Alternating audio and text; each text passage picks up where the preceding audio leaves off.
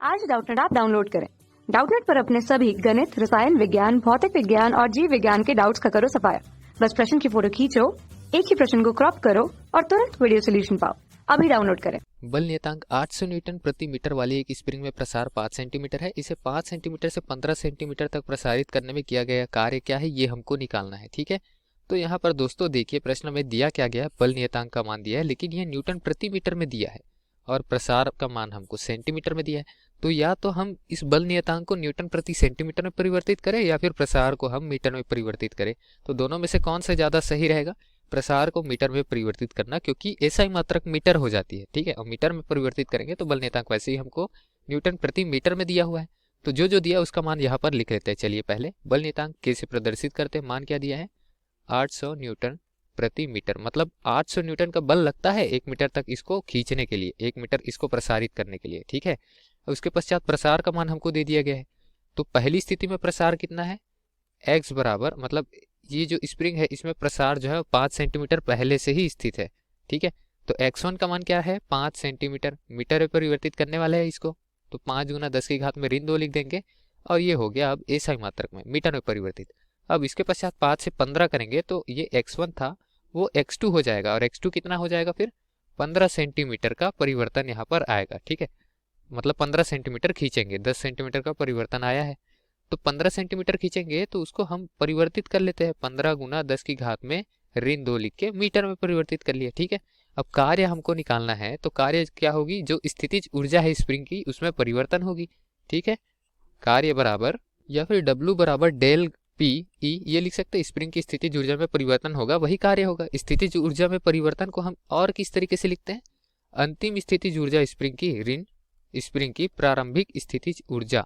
ठीक है, और स्प्रिंग के स्थितिज ऊर्जा के लिए अगर हम सूत्र देखें, ठीक, स्प्रिंग की स्थितिज ऊर्जा का सूत्र क्या होता है? 1/2 गुना बल नियतांक गुना वहां पे जितना ये प्रसारित हुआ है x मान लेते हैं तो उसकी घात में 2। ठीक, ये लिखते हैं।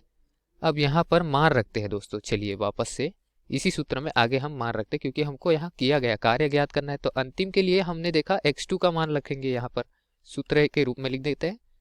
जो बल नियतांक है वो तो परिवर्तित होने वाला है नहीं। ठीक, x का मान जो है वो परिवर्तित होगा, x2 हो जाएगा अंत में। ठीक है, अंतिम जो वहां पर प्रसारी है, कितना प्रसार हुआ है? x2। प्रारंभिक में कितना प्रसारित था? वो x1। तो k x1 की घात में 2 ये हो जाएगा 1/2 k x1 की घात में 2 प्रारंभिक स्थितिज ऊर्जा। ठीक है, जो जो राशि यहाँ से बाहर निकलती है बाहर निकाल सकते हैं। 1/2 गुना k, ये दोनों ही यहाँ पर है, मतलब प्रारंभिक स्थितिज ऊर्जा, अंतिम स्थितिज ऊर्जा दोनों ही राशियों पे है तो बाहर निकाल लिए। अंदर क्या बचा? अंतिम प्रसार ऋण प्रारंभिक में जितना प्रसारित था उसका मान। ठीक है, तो इसका तो मान हमको पता है, चलिए रख देते हैं। 1/2 गुना के बल नियतांक का मान हमको दिया है न्यूटन प्रति मीटर में कितना? 800, तो रख देते हैं 800। ठीक है, x2 और x1 का मान हमको दिया हुआ है कितना? 15 गुना 10 की घात में ऋण 2 x2 दिया है, तो 15 गुना 10 की घात में ऋण 2, इस पूरे की घात में 2 आ जाएगा। ठीक है, ये x2 की घात में 2 हो गया। इसके बाद ऋण में x1 की घात में 2, तो x1 का मान क्या है हमारे पास में? 5 गुना 10 की घात में ऋण 2, इस पूरे की घात में 2। ठीक, इसको हल करेंगे तो दोस्तों हमारा मान क्या आ जाएगा?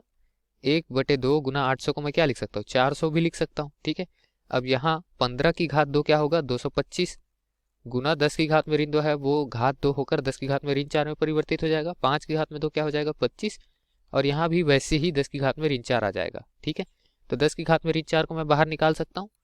क्या हो जाएगा? ये 400 गुना 225 में 25 घटेगा, कितना आएगा मान? 200, और 10 की घात में 4 जो है वो मैंने बाहर निकाल ही दिया था। ठीक है, उभयनिष्ठ है।